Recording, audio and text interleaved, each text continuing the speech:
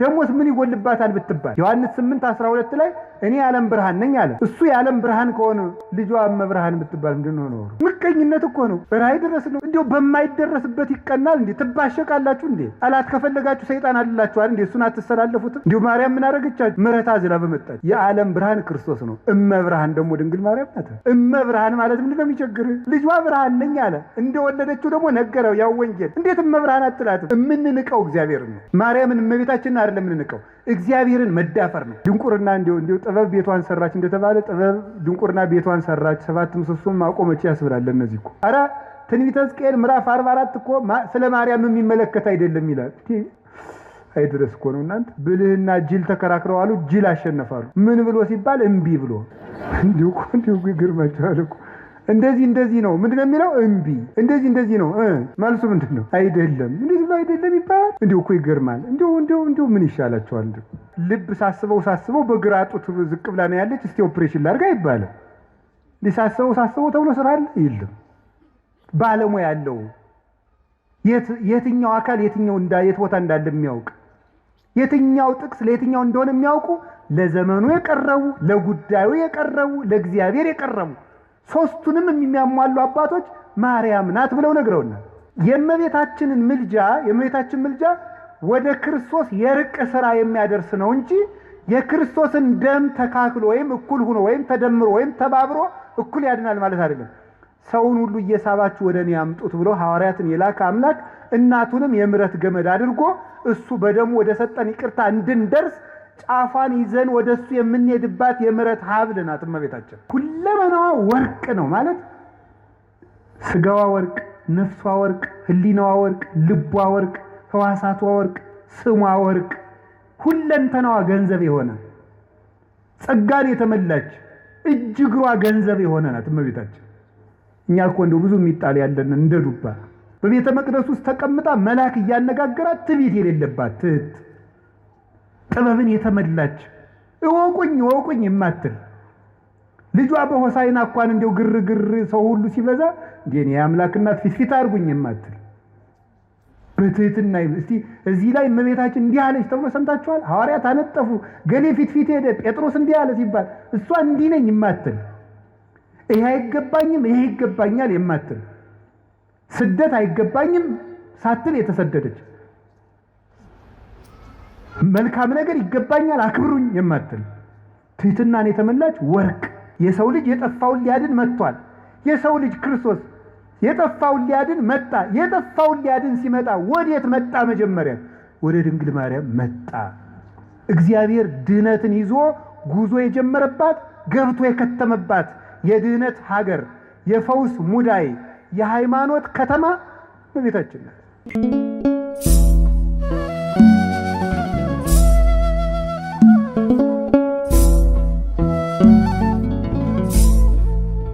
ተፈቅዱ ትህስሱ መጻሕፍተ ወይ መስለክሙ ከመቦቶን ዘተረክቡ ሕይወተ ዘላለም እማንቱ ሰማይቴ። መጻሕፍትን ትመረምራላችሁ በእነሱም ሕይወት የምታገኙ ይመስላችኋል፣ እነርሱ ግን የኔ ምስክሮች ናቸው አላቸው። ዮሐንስ ወንጌል ምዕራፍ 5 ቁጥር 44 ላይ እንዲህ አላቸው፣ ሶበሰ አመንክምዎ ለሙሴ እማመንክሙኒ ኪያየኒ። ሙሴን አምናችሁት ቡኑ ኖሮ ቢሆን እኔንም ታምኑ ነበር። እስመ ውእቱ ጸሐፈ በእንቲአየ፣ እሱ ስለኔ ጽፏልና አለ። ዮሐንስ 5:46 ላይ እሱ ስለኔ ጽፏልና ሙሴን ብታምኑ እኔንም ታምኑ ነበር አለ። እንግዲህ በሙሴ የተጻፈው ጽሑፍ ሁሉ ለክርስቶስ ቀጠሮ ነበር ማለት ነው። ገባችሁ? ለክርስቶስ ቀጠሮ ነበር። በምንድን? በምስጢር ማለት ነው። በምስጢር እንደዚያ ከሆነ ለምሳሌ ኦሪት ዘጸአት ምዕራፍ 25 ስለ ኢየሱስ ክርስቶስ የተጻፈ ነው። እንዴት ተብሎ ነው የተጻፈው? ታቦት እናቱ ቃል እሱ ተብሎ ተጽፏል ማለት ነው። እናቱ ታቦት እሱ ደግሞ ቃል ተብሎ ተጽፏል። እንዲህ ብሎ ነው የተጻፈው። ኦሪት ዘጸአት ምዕራፍ 25 ቁጥር 1 ላይ ማይነቅዝ እንጨት፣ እንግዲህ እናቱ ታቦት ናት።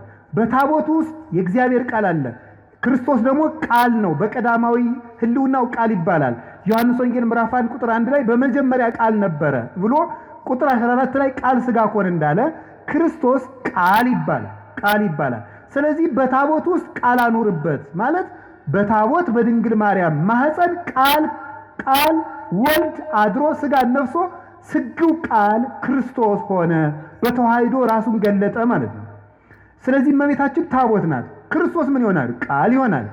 እንደዚያ ከሆነ ቃሉ የሚገባበትን ታቦት የማይነቅዝ እንጨት ይሁን ማለት ድንግል ማርያም እግዚአብሔር የሚያድርባት ስለሆነች የእሷ አካል እርግማን የሌለበት ነው ማለት ነው። የማይነቅዝ እንጨት ነው። መንቀዝ ማለት ብሌት ማለት እርጅና ማለት ምን ማለት ነው? ኃጢአት፣ እርግማን ማለት ነው። ቅዱስ ጳውሎስ ሁለተኛ ቆሮንቶስ ምዕራፍ 5 ቁጥር 18 ላይ እነሆ በክርስቶስ ሁሉ አዲስ ሆኗል፣ አሮጌው አልፏል ብሏል። አሰስሉ ብሁአ ብሉየ፣ አሮጌውን እርሾ አስወግዱት፣ ከመ ትኩኑ ለሐዲስ ሐሪጽ፣ ለአዲሱ እርሾ ለክርስቶስ ተዘጋጁ ዘንድ አሮጌውን እርሾ አስወግዱ። እስመ ተሰቅለ በፋሲካነ ክርስቶስ፣ ፋሲካችን ክርስቶስ። አንድም በፋሲካችን ክርስቶስ፣ በፋሲካችን ዕለት ፋሲካችን መሻገሪያችን ክርስቶስ ታርዷልና ይላል ቆሮንቶስ 5 ላይ ሲናገር። አሮጌውን እርሾ አስወግዱ። ስለዚህ አሮጌ ማለት ኃጢአት ማለት ነው። አሮጌ መንቀዝ ማርጀት ማለት ኃጢአት ማለት ነው። እርግማን ማለት ነው። ሞት ማለት ነው። ከማይነቅዝ እንጨት ታቦቱን ስራው ማለት ድንግል ማርያም መጀመሪያም ኃጢአት ሳይኖርባት ነው ያዘጋጃት። እርግማን አልነበረባትም። ከሴቶች ተለይቶሽ አንቺ የተባረክሽ ነሽ ያላት ለዚህ ነበር። ሉቃስ ወንጌል ምዕራፍ 1 ላይ እንግዲያ ምድር ሁሉ የተረገመ ነው፣ እመቤታችን ግን ለይቶ የተባረክሽ ነሽ አላት። ከወንዶች ሳይል ከሴቶች አለ። ለምንድን ነው? እርግማን የመጣ በሴት ነበረ። በሴት ስለነበረ ሴቲቱ ዓለምን ሁሉ የምትወክላት ከሴቶች ተለይቶሽ አንቺ የተባረክሽ ነሽ ሲል ከሰው ዘር በአጠቃላይ ተለይተሽ የተባረክሽ ነሽ ነው። ከማይነቅዝ እንጨት ማለት ይሄ ነው። በወርቅ ለብጠው ምንድን ነው? በወርቅ ለብጠው ማለት ነው። ልብ ብላችሁ ስሙ የእግዚአብሔር ሰዎች። መጀመሪያ ከማይነቅዝ እንጨት ስራው ማለት እንጨቱ መጀመሪያ በተፈጥሮ ይሄ ሁሉ ታቦቱ ረጅም ዘመን ሲቀመጥ እንዳይነቅዝ ነው። ከማይነቅዝ እንጨት ስራው አለው፣ እንዳይፈርስ ነው። ይሄ ማለት ምን ማለት ነው? ድንግል ማርያም መጀመሪያ አካሏ ያዳም ሸክም የሌለበት እርግማን የሌለበት አድርጎ እግዚአብሔር አዘጋጀው። እንዴት ይሆናል? በእግዚአብሔር ኃይል ይሆናል። ታምር ነው የሷ ነገር። ከማይነቅዝ እንጨት በወርቅ ለብጠው ማለት ደግሞ ወርቅ የተባለ አንደኛውን ከማይነቅዝ እንጨት ተፈጥሮ ተሰርቶ ደግሞ ወርቅ ሲለበጥበት ታቦቱ ለብዙ ዘመን የሚኖር ይሆናል ማለት ነው። ወርቅ የተባለ የእመቤታችን ንጽህናዋና ቅድስናዋ ነው። የሰራችው ንጽህና ነው። ወርቁ በተፈጥሮ ብቻ አይደለም የሚጠበቀው። ወርቅ እንጨቱ የማይነቅዝ እንጨት ብቻ መሆን አይበቃውም። ወርቅ ጨምርበት። ድንግል ማርያምም መመረጧ ብቻ አይደለም ያስከበራት፣ መመረጧን ተጠቅማ ንጽህና መጨመሯ ነው፣ ራሷ መስራቷ ነው። መመረጥን መጠበቅ እንጂ መመረጥ አያስደንቅም። መምረጥማ የእግዚአብሔር ነው። መምረጥ የእግዚአብሔር ነው። አሁን አንዳንዶቹ ምን ይላሉ? እመቤታችን እኮ እንዲህ ብለን ስናከብራት ማርያም ምን ታደርግ ኖራል? ሲመርጣት አልመረጥም ልትል ነው? እሷ ባትኖርም እኮ ሌላ ሴት የመምረጥ እድል አለው እግዚአብሔር ምን ይሳነዋል ይላል እንዴ? የእሷ ነፃ ፈቃድስ? ነፃ ፈቃድ ያላት ፍጡር እኮ ናት። እንጨት ናት እንዴ? ዝም ብሎ አስገድዶ ይመርጣታል? አይመርጣትም። ነፃ ፈቃድ አላት። እግዚአብሔር ስለጠበቃት ነው የምንል ከሆነ እንደዚያ ከሆነ አዳምና ሔዋንን የበደሉ እግዚአብሔር ስላልጠበቃቸው ነው ብለን መልስ ማዘጋጀት እንችላለን። ይሄ ደግሞ እግዚአብሔርም ያ ማለት ለአዳምና ለሔዋን ተጠያቂው እግዚአብሔር ይሆናል። ድንግል ማርያም ንጹሕ የሆነችው እግዚአብሔር ስለጠበቃት ብቻ ከሆነ አዳምና ሔዋንም የወደቁ እግዚአብሔር ስላልጠበቃቸው ነው ማለት ነው። እንደዚያ ከሆነ ደግሞ በሔዋንና በአዳም አዳልቶባቸዋል ማለት ነው እግዚአብሔር ደግሞ ባህሪው እንደዚህ አይደለም። ፈታሒ በጽድቅ ኮናኔ በርት ነው። በእውነት የሚፈርድ ነው። ኮናኔ በርት እውነት የሚፈርድ ነው። ፍርድ አይገመድልም። ያ ማለት እኔም ቢሆን የምበድለው እግዚአብሔር ስላልጠበቀኝ ነው ማለት ነው። እንደዚያ ከሆነ ደግሞ ለኃጢአቴ ተጠያቂ ሊያደርገኝ አይገባም ማለት ነው። እመቤታችን ብቻ ከጠበቀ ሔዋንንስ ለምን እንዳትበድል አይጠብቃትም? እግዚአብሔር የማንንም ነፃ ፈቃድ አይሻማም። የድንግል ማርያምንም ነፃ ፈቃድ ያከብራል። የመበደል መብት አይነፍጋትም። እንዳትሳሳት አይከለክላትም። እሷ መጠበቋን መመረጧን አጽንታ በጠበቀች ንጹሕ ሆና በጸናች መጠን እግዚአብሔርን በእጁ እየደገፈ ጠበቃት። የመጀመሪያውን እሱ ባርኮ ሰጣት አካሏን ከማይነቅዝ እንጨቱ አለመንቀዙ በተፈጥሮ የተገኘ ነው። እግዚአብሔር ያለው እንዲያርጎ የፈጠረው። ድንግል ማርያም እርግማን የሌለባት መሆኗ በእግዚአብሔር እጅ ነው። በወርቅ መለበጥ ግን የሰው ነው። ንጽህና ጨምሮ መኖር ግን የሷ ነው። ስማራያ እግዚአብሔር ይላሉ ሊቃውንቱ። እግዚአብሔር መረጣት ይልና ቢመርጣትማ ምን ይደንቃል? እንድትመረጡና ብትገኝ ነው እንጂ ይላሉ። እንድትመረጡና ተገኘች። ምርጫዋን ደግሞ አጸንታ ያዘች። ቅዱስ ጳውሎስ መመረጣችሁን ታጸኑ ዘንድ ከፊት ይልቅ አሁን ትጉ ያለ ለዚህ ነው። ስለዚህ እመቤታችን በወርቅ የተለበጠች ታቦት ናት። እስኪ በሉ በወርቅ የተለበጠች ሆኖ የማይነቅዝ የሚለው ትርጉሙ ምንድነው? አይ እናቶች እንደው ምእመናን እንደው ደጋግናችሁ እኮ እናንተ የማይነቅዝ የሚለው ምንድነው ትርጉሙ? ለእመቤታችን ሲሆን ኃጢአት የሌለባት ነው። እርግማን የሌለባት። እስኪ እርግማን የሌለባት በሉ። ወይም የአዳም ጉስቁልና ያላረፈባት። እንጨቱ በተፈጥሮ የማይነቅዝ ነው። እመቤታችንም እግዚአብሔር ሲፈጥራት ከእናቷ ማህፀን ሲለያት እርግማን እንዳይኖር አድርጎ ነው የጠበቃት። አቀባ ጰራቅሊጦስን ከርሰማ ወይ ረኩሰት በምንትንም ዘፈጠራ እንዴት ሊሆን ይችላል? ከመምጽውር ጽሩየ ገብረ አለ ቅዱስ ዮሐንስ አፈወርቅ። ይሄ እንዴት ሊሳካ ይችላል ካል ወርቅ ከጭቃ እንደሚገኘው ነው አለ። ወርቅን ከጭቃ ታስገኘዋለህ ስታነሳው፣ ወርቁ ውስጥ ግን ጭቃ የለም። ድንግል ማርያም ከተረገመ ባህሪ ስትወጣ እርግማን ጉስቁል የሆነ ባህሪ ግን አልደረሰባትም። አባቶችም በብዙ ነገር ተርጉሞ በሾህ መካከል እንደተከበበች ጽጌረዳ ይላል። ጽጌረዳ አበባ እሾሁ መሃል ላይ ናት። እሾሁ ግን የለባትም። ድንግል ማርያም የርግማን እሾህ ባለበት ዓለም ውስጥ እርግማኑ ሳያርፍባት ወጣች። እንደ ጽጌረዳይቱ መዓዛዋን ብቻ ይዛል። መዓዛ አፏ ከመኮል ወኩሉ ነገር በሰላም ያለ ቅዱስ ያሬድ ይል ነው። አንደበቷ እንደንኮይ የሚያምር መዓዛውን ይዛ የወጣች እሾሁ ያልተከተላት ጽጌ ሃይማኖት ዘጸገየት በማይከል ሐስዋክ በሾህ መካከል አበባ የተገኘች የሃይማኖት አበባ መዓዛ ብቻ ያላት እሾሁ ግን የሌለባት የመካከለኛዋ ውብ ጽጌረዳ እመቤታችን ናት። እርግማን ያልነካት። ወርቁ ግን ራሷ የሰራችው ንጽህናዋ ነው። አይኗ ንጹህ፣ ጴጥሮስ ተሳሳተ ተብሎ ተጽፏል። ሐዋርያት ተበተኑ ተብሎ ተጽፏል። አብርሃም በደለ ተብሎ ተጽፏል። ማርያም ይሄን አረገች ተብሎ አልተጻፈም።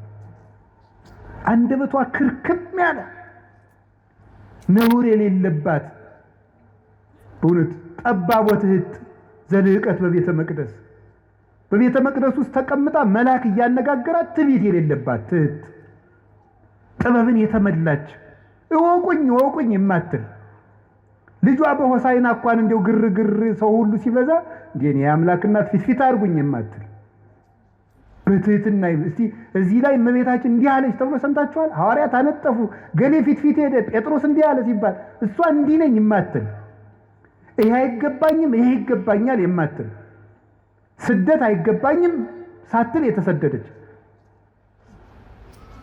መልካም ነገር ይገባኛል አክብሩኝ የማትል ትህትናን የተመላች ወርቅ።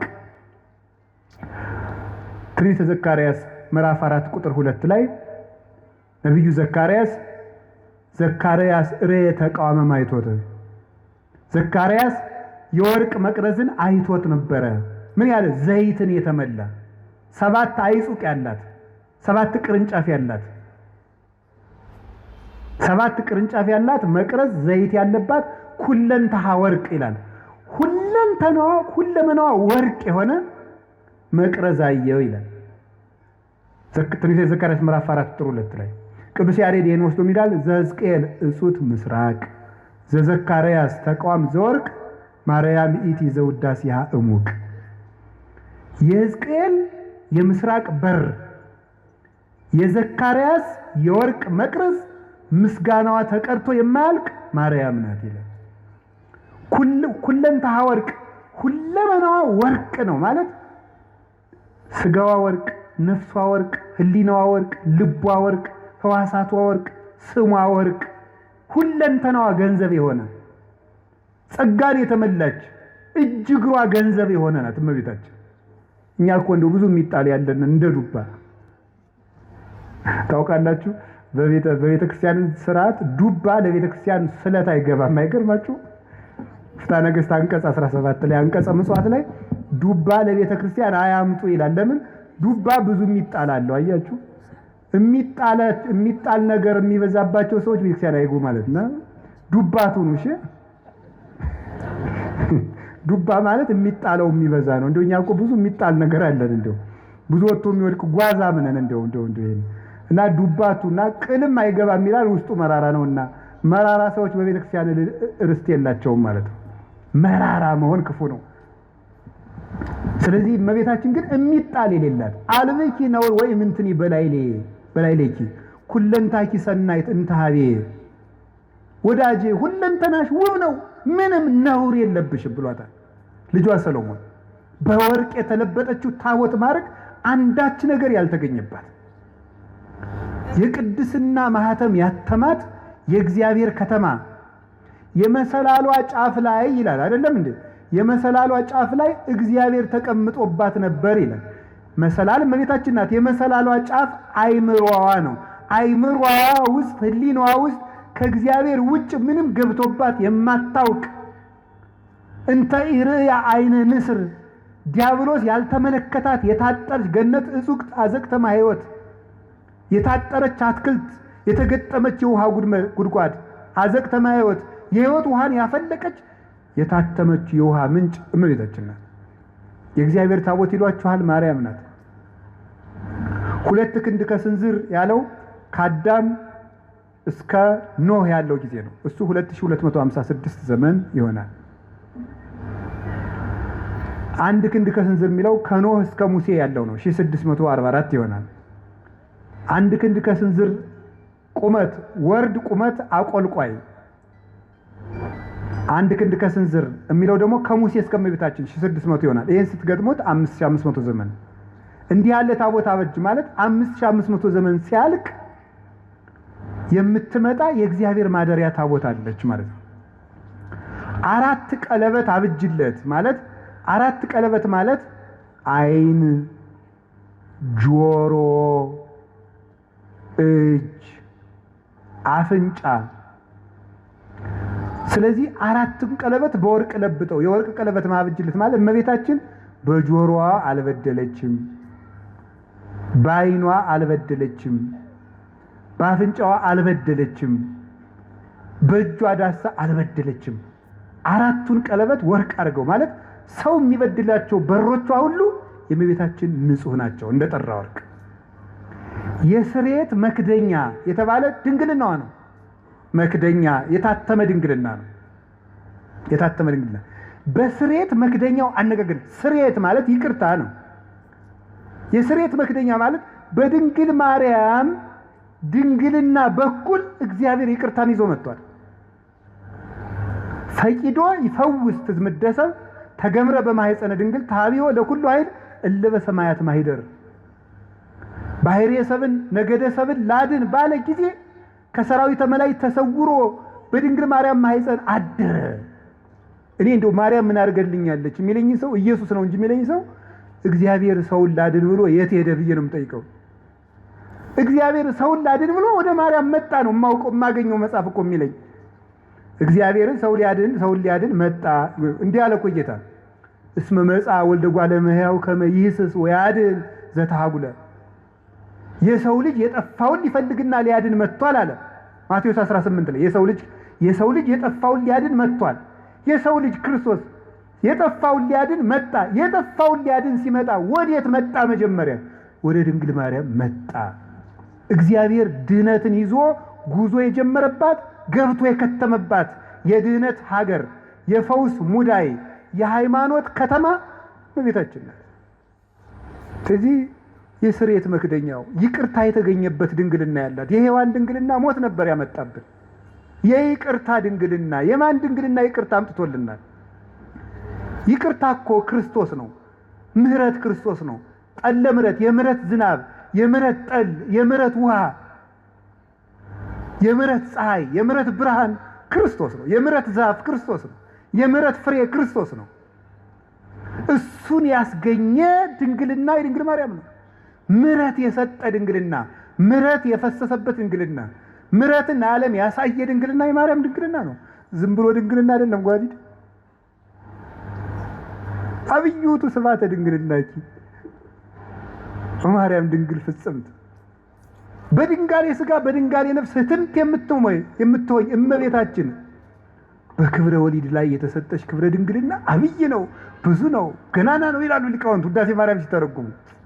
እናንተ ምን አለባችሁ? አይወርዳችሁ፣ አይሞቃችሁ። እናንተ ኳስ ነው የሚደንቃችሁ። እንዴ ተጃጅላችሁ ያለቃችሁ ሰዎች ይቅር በሉኝ። እሺ ገሎ ማዳን ዘይቤ ማለት ነው። እሺ ከቃሉ ጋር ናችሁ። እግዚአብሔር ከሁላችን ጋር ይሁን። እና ይሄ እስቲ የስርየት የድንግል ማርያምን ድንግልና የስርየት መክደኛ በሉት። በእውነት በሉ እንጂ የስርየት መክደኛ ያለበት ምክንያት ድንግልናዋ ማህተመ ድንግልናዋ ስላልተፈታ ነው። ስርየት የተባለ ደግሞ ይቅርታን ለዓለም ያወጣ ድንግልና የእመቤታችን ድንግልና። እኔ እውነቴን ነው። አይ ካህናት የታደሉት እመቤቴ ለማኅፀንኪ እግዝእቴ በረከቱ እፈቱ እግዚአብሔር ዘተጸውረ ቦቱ ይላል። እመቤቴ ማርያም ሆይ የማኅፀንሽን በረከት እፈልገዋለሁ፣ ይድረሰኝ የማኅፀንሽ በረከት። እግዚአብሔር ያደረበት ወደዚች ምስራቅ የማይዞር ማን ነው? ፀሐይ ጽድቅ ኢየሱስ ክርስቶስ ወጥቶ የሚያጽደለድልባትን ያችን ምስራቅ ዘወር ብሎ ማየት የማይፈልግ የጨለማው ልጅ ካልሆነ በቀር እሱ ማን ነው? መዞር የሚያሰኘኝ እኔ ወደ እመቤታችን ነው። ወደ እሱ ያልዞርኩ ወዴት ልዞር ነው ዛሬ? የስርየት መክደኛ በስርየት መክደኛው አነጋግርሃለሁ በሉ። በስርየት መክደኛው በሉ። እመቤታችን ድንግል ላይ መክደኛው ማለት ታቦቱና ታቦቱ የሚጋጠምበት መግጠሚያው ላይ ነው። ጫፉ የታችኛውና የላይኛው የሚጋጠሙበት መግጠሚያው። ይሄ የስርየት መክደኛ የእመቤታችን ድንግልና ነው። የስርየት መክደኛ የተባለበት የእመቤታችን ድንግልና መጀመሪያ ብቻ ክርስቶስን ወልዶ ያቆም አይደለም፣ ዘላለም ይቅርታን ያሰጣል። ከልጇ ጋር እያስታረቀ እንማጸንበታለን። ባቀፉ እጆቿ፣ በሳሙ ከንፈሮቿ፣ ባዘነ ጀርባዋ፣ በወሰነችው ማኅፀኗ ብለን እንማጸናለን። ዛሬም ይቅርታን ይሰጠናል። ስለዚህ ድንግል ማርያም ማኅፀኗ የይቅርታ ማኅፀን ነው። አነጋግርሃለሁ ማለት ምን ማለት ነው? የድንግል ማርያም ማኅፀን የሃይማኖት መስበኪያ ነው። የሃይማኖት ምስክር ነው። የእምነት መግለጫ ነው። ወትሜህሮሙ ሰጊደ ለስሉስ ማህያዊ ለማህያዊ ሥላሴ ስግደትን የምታስተምርላቸው ናት። ድንግል ማርያም እምነትን የምትገልጥ ናት እንጂ እምነትን የምትጋርድ አይደለችም። እመቤታችን ዘላለማዊ ድንግልና ነው ያላት። የስርየት መክደኛው አይፈታም። ለምንድን ነው የማይፈታው? አካላዊ ቃል ነው የገባበት። የእግዚአብሔር ቃል ነው ያደረበት። ለምን ሲባል እግዚአብሔር የሚነጋገርበት የስርየት መክደኛ ነው። ያ ማለት የድንግል ማርያም ማኅፀን የእምነት ሰባኪ ነው። እንዴት ነው የሚሰብከው? ሳትወልድ ድንግል ናት። እስኪ ሳትወልድ ድንግል በሉ። ስትወልድ ድንግል በሉ። ስትወልድ ድንግል በሉ። እሺ ከወለደች በኋላ ድንግል በሉ። እስኪ እንደገና ደግማችሁ ንገሩኝ። ያው ሶስቱንም ንገሩኝ እንጂ።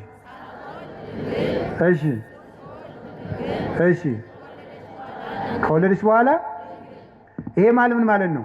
በስርየት መክደኛው ምን እልሃለሁ ነበር ያለ? ዘብዛባ ሁኜ እንዳይመስላችሁ እሺ።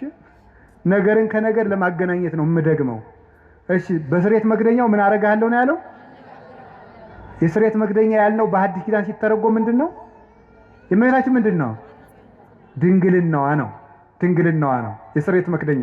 ስርየት የተባለ ይቅርታን የሰጠ ክርስቶስ ከማን ስለተወለደ ነው? ከእመቤታችን ስለተገኘ።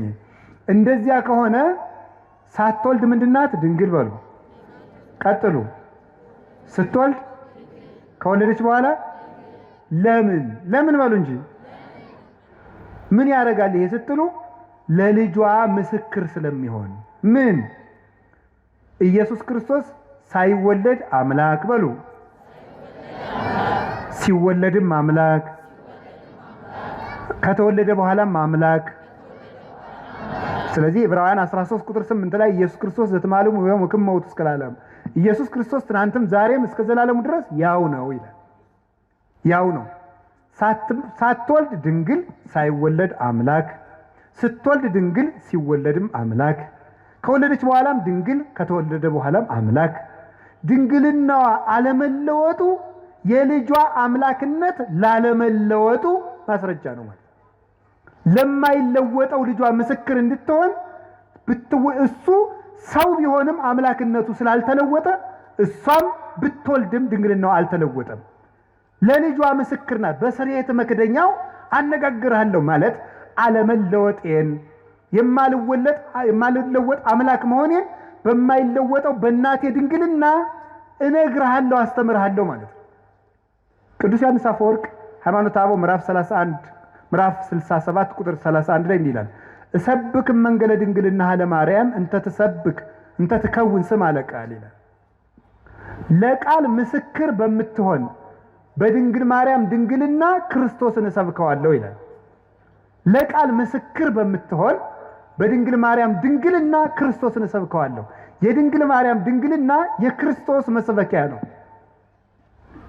ድንግልናዋ አልተለወጠም ለምን እሱም ሰው ሲሆን አልተለወጠምና የማይለወጥ አምላክ መሆኑን ለማስረዳት የእናቱን ድንግልና ሳይለውጥ ተወለደ ትንቢተ ሚልክያስ ምዕራፍ 3 ቁጥር 5 ላይ አንሰ እግዚአብሔር አምላክክሙ ዘኢይትወለድ እኔ የማልለወጥ አምላካችሁ እግዚአብሔር ነኝ እኔ እግዚአብሔር አምላካችሁ አልለወጥም ብሎ ነበር የማይለወጥ አምላክ መሆኑን ለማስረዳት ከእናቱ ሲወለድም ድንግልናዋን እንዳይለወጥ ጠበቀ አቀበ ማኅተመ ድንግልና ከመትኩን መራሒተ ለሃይማኖት አበይ አቀበ ማኅተመ ድንግልና ከመበጽንሳ መንክር ትኩን መራሒተ ለሃይማኖት አባይ ድንቅ በሚያሰኝ ማኅተመ ድንግልናዋ ለታላቂቱ እምነት ምስክር ትሆን ዘንድ ድንግልናዋን ጠበቀው ይላል ስለዚህ የድንግል ማርያም ድንግልና ለክርስቶስ አለመለወጥ ምስክር ነው ክርስቶስ ሰው የሆነ አምላክ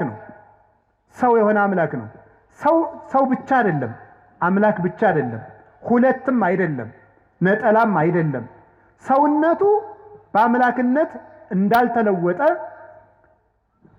ድንግል ስለሆነች እናትነት አልቀረባትም አምላክነቱ በሰውነት እንዳልተለወጠ ድንግልናዋ በእናትነት አልተለወጠባትም አምላክ ወሰብ ስለሆነ ሁለት ባህሪ እንደማይባል ሁሉ ድንግልም እናትም ስለሆነች ሁለት ሰው አይደለችም እናቱ አንድ ሆና ድንግልም እናትም እንደሆነች ክርስቶስ አንድ አካል አንድ ባህሪ ሲሆን አምላክነቱ በሰውነት ሰውነቱ በአምላክነት ያልተለወጠበት በተአቅቦ የሚኖር በተዋሂዶ ክብሩን የገለጠ ስግው ቃል ወልድ ዋሕድ አምላክ ወልድ አምላክ ይባላል እንግዲህ ከገባችሁ ይገባችኋል ደግሞ ይገባችኋል ይዛችሁታል እሺ ድንግል ማርያም ድንግል ናት በሉ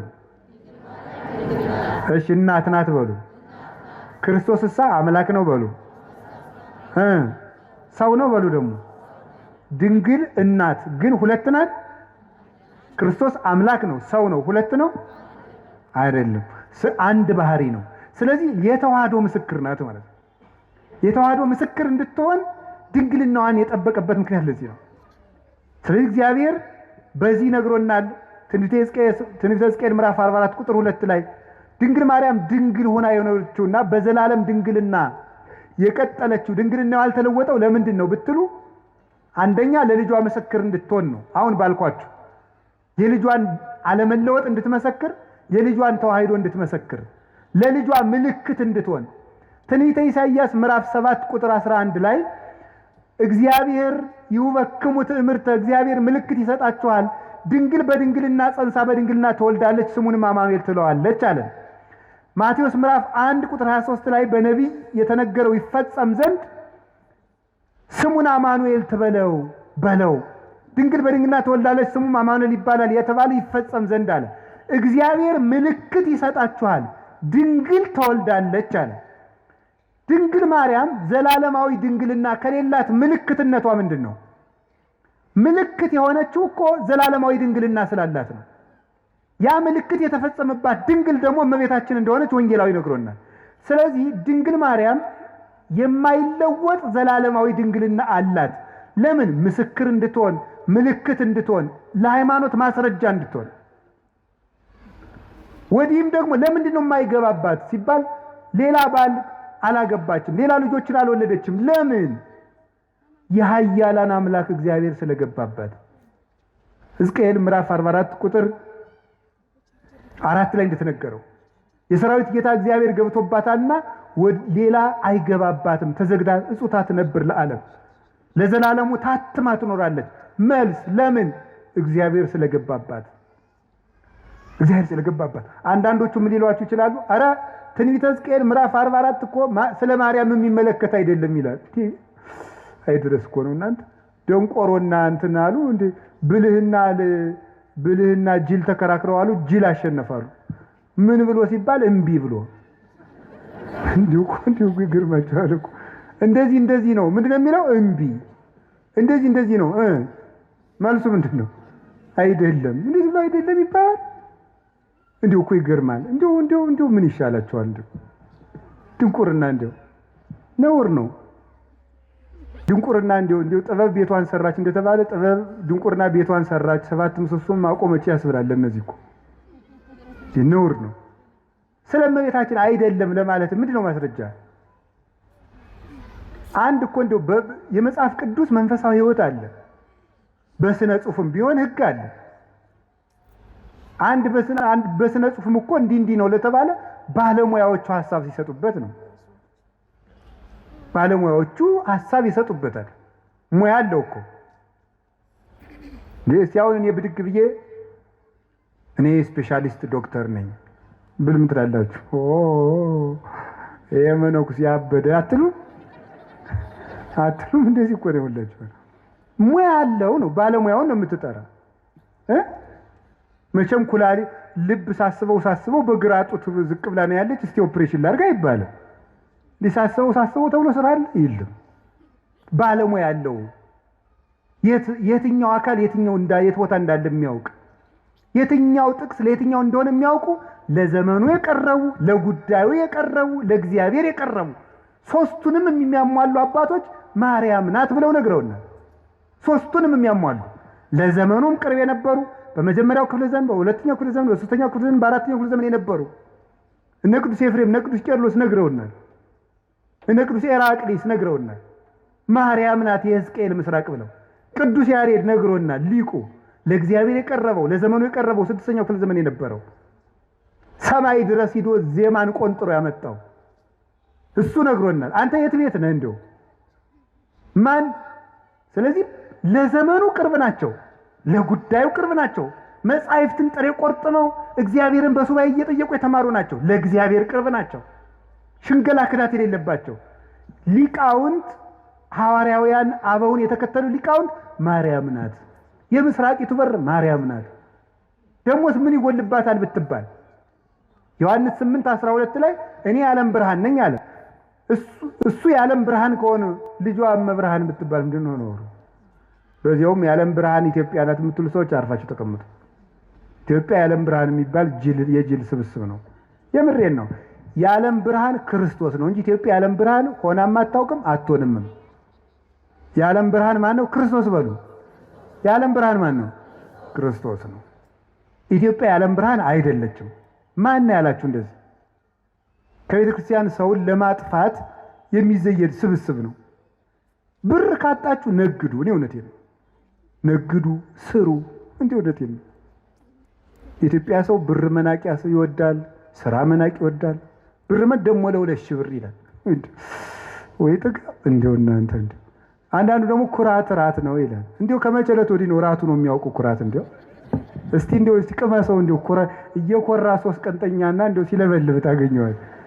እንደው እውነቴን ነው። ስሩ ልክ ኩራት ራቱ ነው ያውቅ። ሲራክ ምን አለ? 3 ሰዎች ነፍሴን አበጻጯት አለ። ሴሰኛ ሽማግሌ፣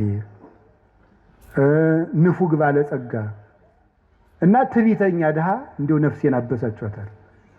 ሁላችሁ እሱ ነው የምነግርህ። ስሩ ዝም ብላችሁ። እኛ ኢትዮጵያውያን ምን የሚጠቅም ነገር መስራት፣ መጽደቅ፣ መፎከር ምንም አያመጣም።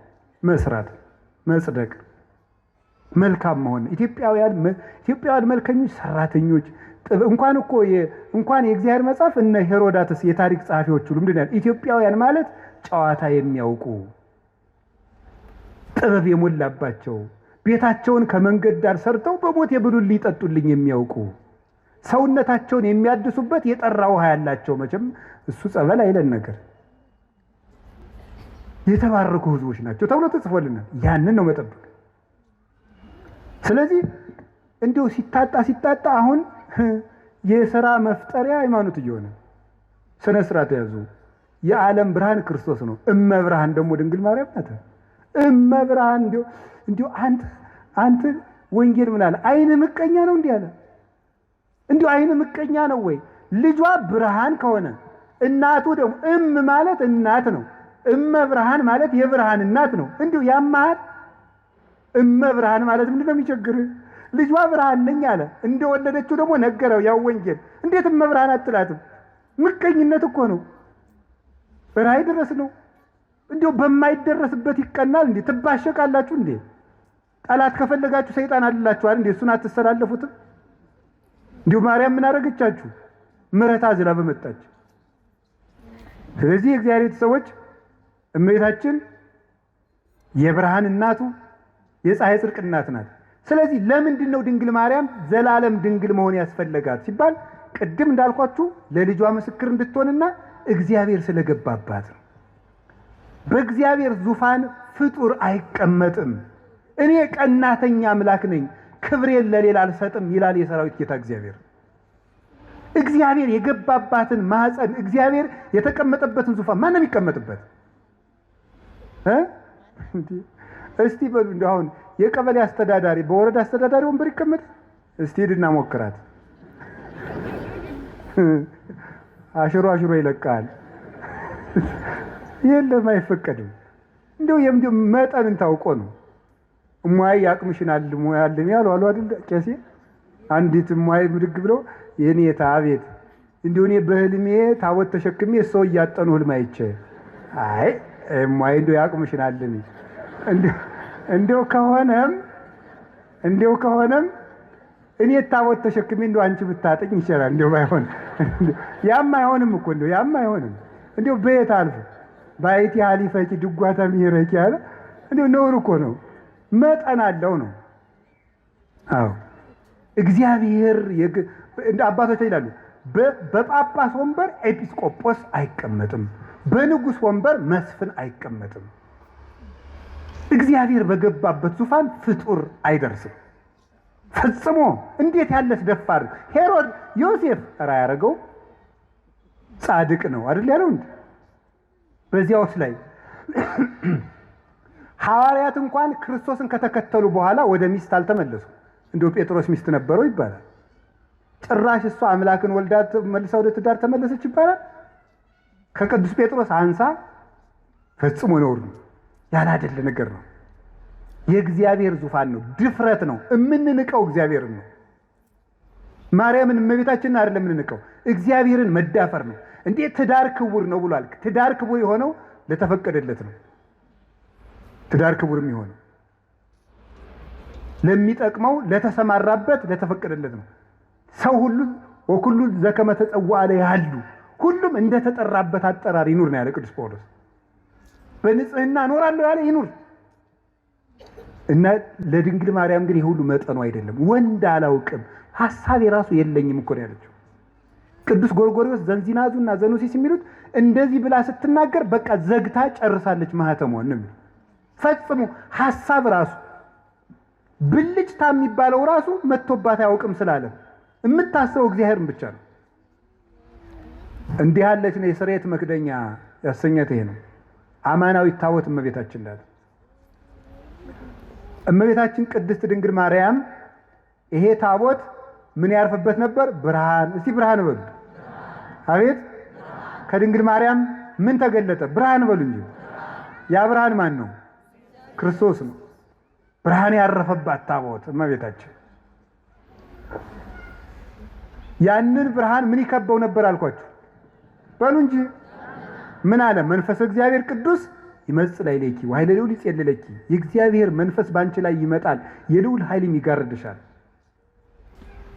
ሀብተ መንፈስ ቅዱስ የተጋረዳት መንፈስ ቅዱስ በሀብተ መንፈስ ቅዱስ የተጋረደች ቅዱስ ቄርሎስ ሲናገር መኑ ውእቱ ዘከማከ ዘከለለ መንበሮ በእሳት ይላል። ቅዳሴ ቄርሎስ ላይ ሲናገር መንበሩን በእሳት ያጠረ እንዳንተ ማን ነው ይላል። መንበር እናቱ ናት። በእሳት መታጠሯ መንፈስ ቅዱስ ይጋርድሻል መባሏ ነው። የታጠረች መንበር ናት።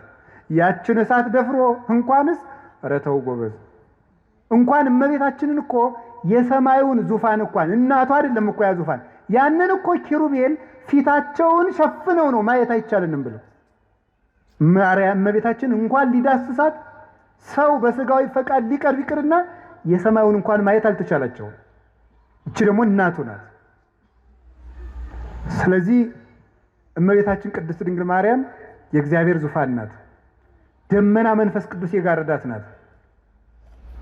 መስዋዕት ያርግ ነበር በታቦቱ። እመቤታችንንም ጸሎት እናሳርግባታለን ታቦት ስለሆነች። ቅዳሴ መሃል እመቤታችን ለምን እንጠራለን? ተፈስሒ ወዘንሥእ ለኪ ዳይና ቅድስት ምልዕተ ክብር ድንግል በኩሉ ጊዜ ወላዲተ አምላክ እሙለ ክርስቶስ አይርይ ጸሎተነ ዲበ መልዕልት አበ ፍቁር ወልድኪ። ሌላ የለው። ድነተ ሥጋ ድነተ ነፍስን የምንለምንሽ ክብርን የተሞላሽ ቅድስት ወይ ደስ ይበለሽ። ወደ ልጅሽ ወደ ወዳጅሽ ወደ ላይ ጸሎታችንን አሳርጊ። በቃ የለ ታቦት ናታ። እስራኤል በታቦት ጸሎት ያሳርጉ ነበር። እኛ በእመቤታችን ታቦትነት ጸሎትን ወደ ልጇ እናሳርጋለን። ሰዎች ግን የሚመስላቸው ድንግል ማርያም አማላጅ ናት ሲባል የለም ክርስቶስ ዓርብ በደሙ ስላስታረቀን የእሱን አማላጅነት ትጋራለች ይመስላቸዋል። እንደዚህ አይደለም። የእመቤታችን ምልጃ ወደ ክርስቶስ የርቅ ስራ የሚያደርስ ነው እንጂ የክርስቶስን ደም ተካክሎ ወይም እኩል ሆኖ ወይም ተደምሮ ወይም ተባብሮ እኩል ያድናል ማለት አይደለም። ሰውን ሁሉ እየሳባችሁ ወደ እኔ አምጡት ብሎ ሐዋርያትን የላከ አምላክ እናቱንም የምሕረት ገመድ አድርጎ እሱ በደሙ ወደ ሰጠን ይቅርታ እንድንደርስ ጫፏን ይዘን ወደሱ የምንሄድባት የምሕረት ሀብል ናት እመቤታችን። ለዚህ ነው የሰጠን። እሷን ይዘን ወደሱ እንድንቀርብ ምን ብሎ ነበር ዮሐንስ 12 ላይ? እኔ ከላይ ሄድና ስባችኋለሁ አለን። እናቱን ገመድ አድርጎ እየጎተተ ይወስደናል፣ ይስበናል በእናቱ ፍቅር። ስለዚህ እምከመተላልኩ ስብ ኩሉ ሀቤ እኔ ከፍ ብዬ እናንተን ስባለሁ ብሎናል። ኦ ሀብለ ምሕረት እንተ ብኪ ስብ እግዚአብሔር ኩሉ ዓለም ሀቤው አለ ድርሳነ ኪዳነ ምሕረትን የደረሰው ሊቅ። እግዚአብሔር ዓለሙን ሁሉ ወደ ራሱ የሚስብብሽ የምሕረት ገመድ ሆይ አለ። እግዚአብሔር ዓለምን ለመሳብ የላካት ገመድ ናት። ልጇማ በደሙ ያጠበን ያነጻን ቅዱስ አካላዊ ቃል ነው። ስለዚህ እመቤታችን ምዕራገ ጸሎታችን ናት። ታቦቱ እንደሚያሳርግ ያ ጸሎት የመንገዳቸው ያ ታቦት የመንገድ መሪ ነበር ብያቸዋለሁ። ታቦቱ ሲነሳ ይነሳል። እመቤታችን የክርስትና ምልክቱና መንገድ ትመራለች። ድንግል ማርያም ልጅ ለሚያሳድጉት ምልክት ናት። ተርባ ተጠምታ ልጅ በማሳደግ እናቶች ልጅ እንዴት እንደሚያሳድጉ አሳይታለች። የመናንያን ምልክት ናት። በዓት የምታጸና 12 ዓመት ከበዓት የኖረች አንደበቷ ክፉ የማይወጣው ማርያም ግን ይህን ሁሉ በልቧ ተጠብቀው ነበር ተብላ የባይታውያን ደግሞ ባይታዊት ርግብ የባይታውያንና የመነኮሳት ምልክት በበረሃ በመኖር የሰማይታት ምልክት በመሰደድ የመንገዳቸው መሪ የተባለች ታቦቷ እስራኤል ከግብፅ መውጣታቸው ክርስቶስ እኛን ከርግማን ማውጣቱ ነው። 40 ዓመት የሚጓዙት ጉዞ ደግሞ ጌታችን ኢየሱስ ክርስቶስ ርግማንን ከደመሰሰልን በኋላ እኛ በዚህ ዓለም የምንኖረው ኑሮ ነው። የክርስትና ጉዞ ነው የበረሃው ጉዞ። በበረሃው ጉዞ ውስጥ ያለችው ታቦተ ጽዮን በዚህ ዓለም ወደ ክርስቶስ መንግስት በምናደርገው ጉዞ መንገዳችን የምትመራ ምልክት እመቤታችን ናት። ምልክትነቷ አንደኛ በህይወቷ በማስተማር ምሕረትን ከማርያም ይማሯል፣ ትዕግስትን ከማርያም ይማሯል። እያንዳንዱ እንዳላብራራላችሁ ይመሽበናል። ጸሎትን ከሷ ይማሯል፣ ደስታን ከሷ ይማሯል፣ ድህነትን ከሷ እንማራለን። ድህነትን ማለት ድሃውን ማታማርር ራሷን ድሃ ያደረገች ትህትናት የተመላች። ስለዚህ ትምህርት ናት ራሷ እመቤታችን፣ ራሷ ወንጌል ናት። ስለዚህ እመቤታችን የመንገዳችን መሪ ናት። እየጸለየች ምልክቱና እጃችን ይዛ ይኸውላችሁ እኔ እንደውም ይታየኛል እንደው አንዳንድ ጊዜ ሳስባት እመቤታችንን ይኸው እና ልጅን የምትመራው ማን ናት? አቤት እናቶች ትንሽ ልጅ አስከትለው ሰፈር ሲሄዱ አይታችኋል? እንዴት አድርገው ነው የሚሄዱ? ምኑን ይይዙታል? አቤት እጁን ይዘው ድንኩል እያደረጉ ይዘውት ይሄዳሉ። እና ዮሐንስ 19 ቁጥር 26 ላይ ምን ትሆናችሁ ነው ያለን ጌታ? እናት እነኋት ነው ያለ። እናት እነኋት ስላለ ምሪያቸው ማለቱ ነው። በእውነት እጃቸውን ይዘሽ ምሪያቸው። እኔ እንደው የድንግል ማርያም ሕፃን ከመሆን በላይ የምፈልገው ነገር የለም። የእሷ ልጅ ሁኜ አድሎኝ ተገንቶ ነው። እነዚያ መለኮትን ዳሰው አቅፈው አጥብተው ያሳደጉ እነዚያ እጆች፣ የሚያበሩ እጆቿ አዋን አግኝቼ እጄን ይዘው ጎትተውኝ ነው። እግዚአብሔር የሰጠን እድል ነው እኮ እንደውም የድንግል ማርያም ልጅ መሆን። የእሱም ትሕትናው ነው። የእኔ እናት ለእናንተ ምን እናት ትሆናችሁ? ልጅ አልሆንም ይባላል? ነውር ነው በእውነቱ። የሽማግሌዎች ሽበት ለልጆች ዘውድ ነው ተብሎ እኮ ተጽፏል። መጽሐፈ ምሳሌ ምዕራፍ 23 ላይ የሽማግሌዎች ሽበት ለልጆች ዘውድ ነው። አባትነት እናትነት ክብር እኮ ነው። የድንግል ማርያም እናትነት ደግሞ ልዩ ነው። እና ድንግል ማርያም የመንገዳችን መሪ ናት። ጠፍተን እንዳንቀር ምልክቱ ናት። እመቤታችን የመንገድ መሪ